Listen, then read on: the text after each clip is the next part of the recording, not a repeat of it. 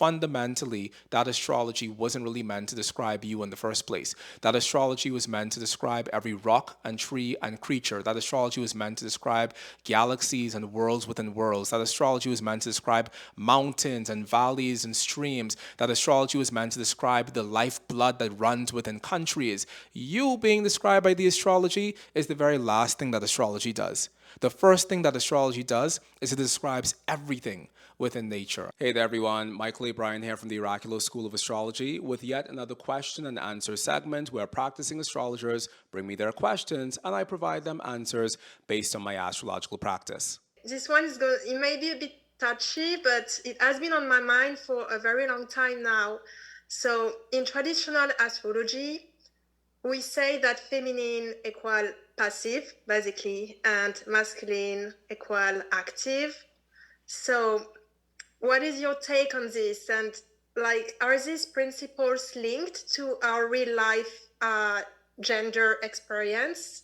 Like, for instance, let's say we have the chart of female individual with lots of masculine emphasis. Like, would we take that specificity into account in their psychological development? This question has to do with our idea of gender from a traditional astrology perspective and how that flows out into the larger reality of how we interpret natal charts. We're going to step back for a moment and get very meta. And by meta, I'm going to refer to the metaphysical underpinnings of astrology. When the ancients looked out at their universe and they saw the universe that they lived in, one of the first things that they noticed was the very real dichotomy that existed between day and night. And that dichotomy that existed between day and night became also something that they noticed within their observation of themselves as men and women, and realizing that this notion of dichotomy, it exists everywhere throughout our human experience. And so, one of the first expressions of traditional astrology was the categorization of everything into a diurnal or a daytime and a nocturnal or a nighttime sect. And this categorization of the entire world under the banners of the sun and the moon was a fundamental and a rudimentary way of the ancients understanding themselves in a very complex world. However, for them, they realized that fundamentally, if anything stood in very strong definition on one side of a spectrum, then something else must stand in just as strong definition on the other side of that spectrum as well. And so we end up with the dichotomy of sun and moon also becoming the dichotomy of day and night, and light and dark, and masculine and feminine, and good and evil, and law and chaos, and life and death, straight down throughout every pair of opposites that we find within our understanding of the world around us. What we have to know is that this has everything to do with us, but it also has nothing to do with us. One of the challenges of learning astrology, primarily from a natal perspective, is that we find it very difficult to depersonalize the astrology and talk about it from the perspective of understanding the cosmos within which we live. And from the perspective of understanding the cosmos within which we live, the categorization of the cosmos and things within it based on light and dark and diurnal, nocturnal. These categorizations make complete sense. The categorization of active and passive completely makes sense from a universal perspective of astrology that's not person-based. And by extrapolation, the categorization of the cosmos as masculine and feminine also makes sense on this spectrum of activity and passivity, because these things do not mean anything on a personal level. They're meant to express larger universal realities that exist within our world, which is why when the ancient Chinese speak about the dichotomy of yin and yang, that dichotomy of yin and yang also breaks down into becoming a description of the 10,000 things, as we see within the writings of the founder of Taoism, Lao Tzu. Lao Tzu says that from the infinite nothingness of reality comes first this dichotomy of the masculine and the feminine, or the light and the dark. And from the pairing of those opposites and from the permutations of those opposites, we find the divisions of the 10,000 things. And 10,000 was pretty much just a really big number that was meant to express everything within the universe. Everything within our universe is falling somewhere on the spectrum of passivity as well as activity. And this isn't a person based psychological qualification, but it is something that's meant to help us understand the actions of the cosmos in a deeper way. If we were to compare this to a beach, for example, the waters of the beach represent this activity, or this active masculine principle, because for the ancients, the daytime was more naturally associated with action, whereas the nighttime was naturally associated with rest. This isn't a value judgment, this is just a matter of how the ancients perceive their cosmos, and it doesn't not make sense. The daytime is more appropriate to action. We do assume that the daytime is a period within which we are active. Even our bodies, from an Ayurvedic, which is a traditional Indian medicine perspective, follows these metabolic cycles of us having a stronger digestive fire in the middle of the day, because the middle of the day is more associated with this masculine, primal, fiery principle, versus us having a very strong digestive fire at the middle of the night, because the middle of the night is more associated with this passive, internal, feminine principle that we find within nature. And these aren't value statements. These aren't value statements about you. These aren't value statements about your chart. These are statements about a metaphysical and a macro philosophical understanding of the universe that we find ourselves in, that are not personal. Now, the problem is that when we bring it down to the realms of our specific natal based astrology, as we are very inclined to do in the 21st century, everybody wants to talk about the astrology of me so much that we can't actually separate from the astrology of me long enough to realize that astrology isn't even about you. Because we're so inclined to talk about ourselves within astrology, we see our chart chock full of planets in masculine signs, for example, which is another problem with sign language astrology. We see our chart chock full of masculine signs, but we were born within the body of a woman. And as a result of that, we might feel as if, hey, this doesn't actually make sense for me, because here I have all of these masculine signs manifesting within my chart, but that doesn't actually correspond with the fact that, I'm not a man. I'm not, this just isn't a reality of the physical realities of my physical body within this lifetime. And so we see that and we say, how does this make sense for me? It makes sense for you because, one, that might be more descriptive of you from a psychological perspective. But two, it also makes sense for you from the perspective of true traditional astrology isn't sign based. And the only place we really find ourselves rubbing harshly against this notion of masculinity and femininity from a traditional astrology perspective is when we are practicing a version of astrology that is too heavily based on the signs of the zodiac. If you are practicing a version of astrology where you're still counting signs of the zodiac to count and see how many masculine signs you have versus how many feminine signs you have, the problem isn't really the astrology. The problem is the type of astrology that you're practicing, because true traditional astrology does not do that.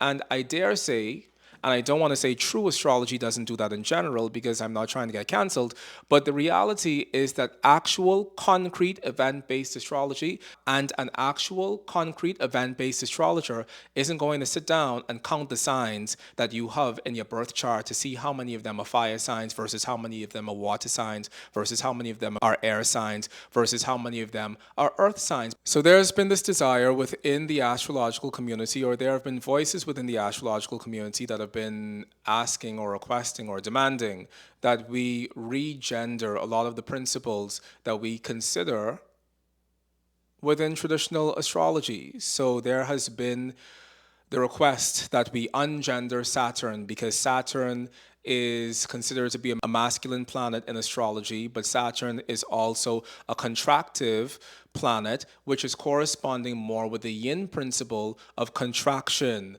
and pulling within and being indwelling, as opposed to the more masculine principle of release and expansion. And similarly, I'm pretty sure that this has happened all throughout the seven classical planets and even Uranus, Neptune, and Pluto, because there was a moment when this really became a hot topic.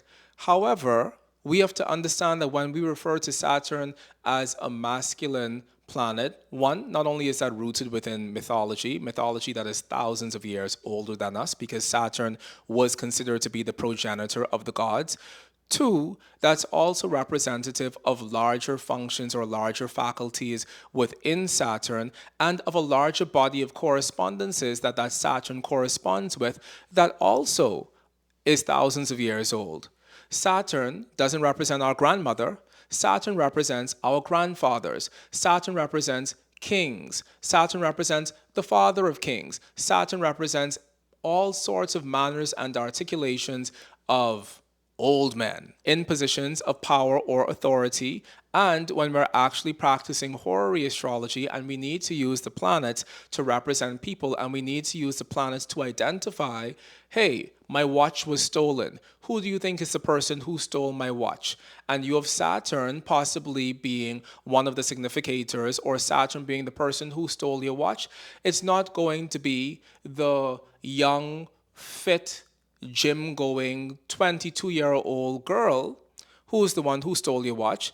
It's probably going to be the 70-year-old male janitor who stole your watch, because that falls within the larger body of correspondences that we associate with Saturn.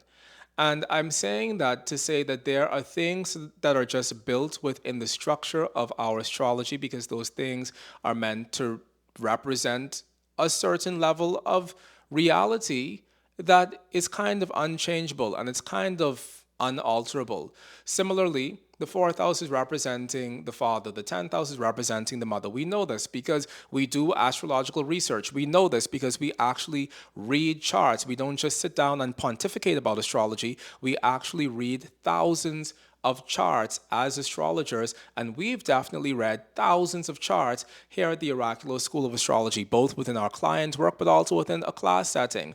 And at least if we have read 1,000 charts, in 998 of those charts, this understanding of the fourth house is representing the father and the 10th house is representing the mother within the person's life.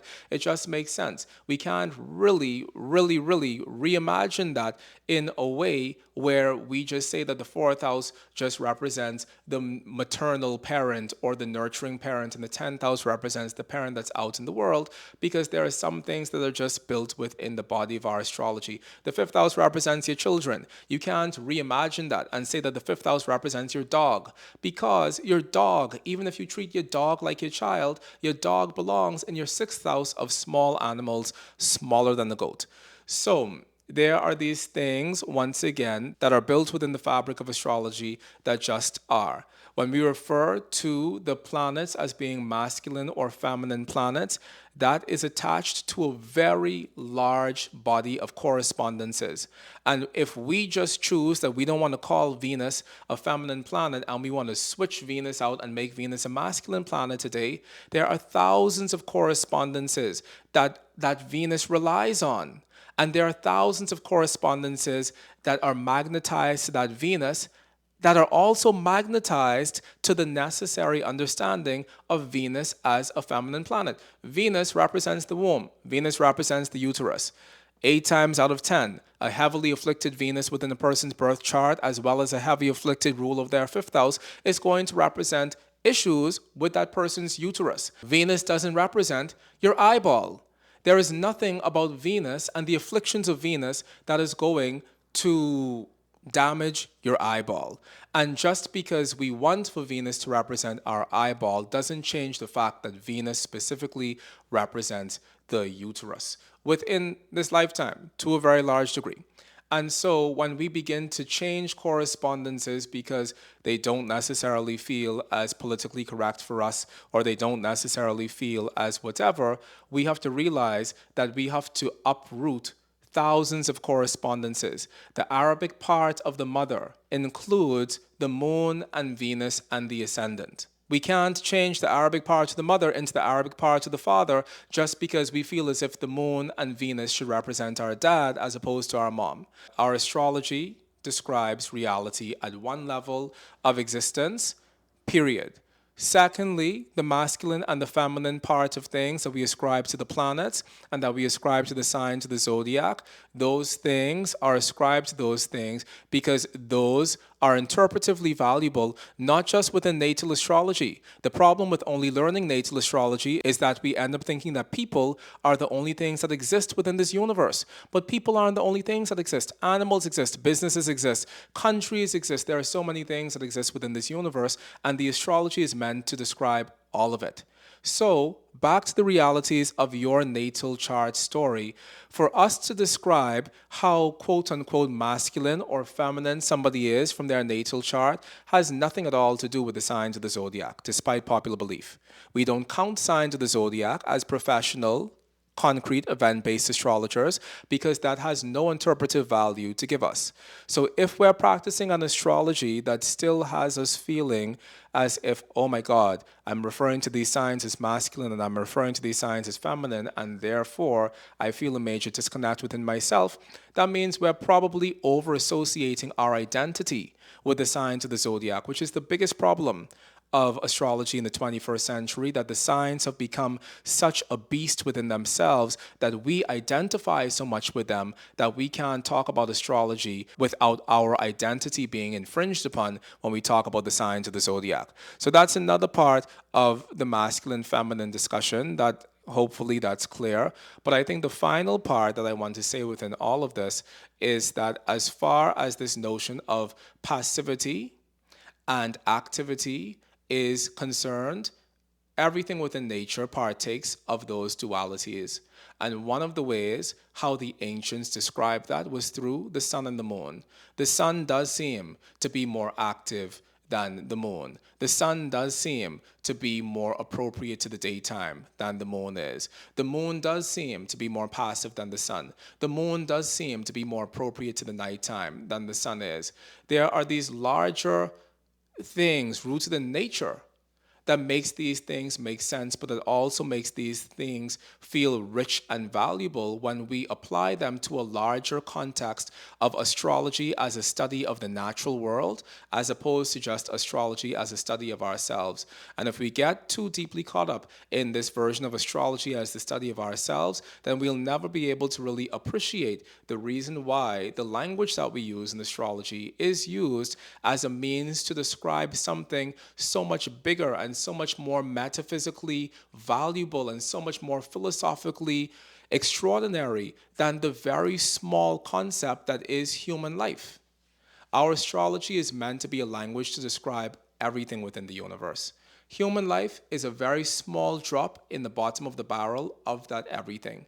And if we can appreciate astrology from the perspective of it describing the all, then we can also appreciate that we are guests at the table of astrology and that we are just one more thing that the great mother astrology has to categorize, and that this is how she's chosen to categorize it.